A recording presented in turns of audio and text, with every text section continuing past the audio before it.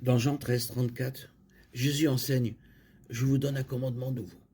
Aimez-vous les uns les autres. Comme je vous ai aimé, vous aussi, aimez-vous les uns les autres. Puis il ajoute: À ceci, tous reconnaîtront que vous êtes mes disciples, si vous vous aimez les uns les autres. Comment le faisons-nous? Que signifie s'aimer les uns les autres? S'aimer les uns les autres, dans ce verset 35, fait référence aux autres croyants. Un signe distinctif d'un disciple de Christ est un amour profond et sincère pour ses frères et sœurs en Christ. L'apôtre Jean nous rappelle ce fait ailleurs. Il nous a donné ce commandement: celui qui aime Dieu doit aussi aimer son frère. 1 Jean 4, 21. L'Église primitive a démontré le type d'amour dont Jésus parlait. Il y avait à Jérusalem des gens venus de tous les coins du monde. Actes 2, 9, 11.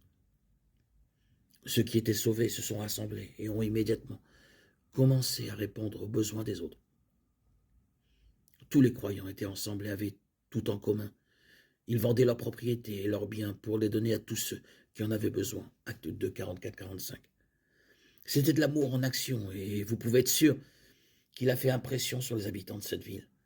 Les déclarations de Jésus dans Jean 13, 34, 35 soulèvent quelques autres questions auxquelles il peut être bon de répondre. Tout d'abord, comment Jésus aime-t-il? Il aime inconditionnellement, de manière sacrificielle, avec pardon, et éternellement. Romains 5, 8. 2 Corinthiens 5, 21, Éphésiens 4, 32. Romains 8, 38, 39.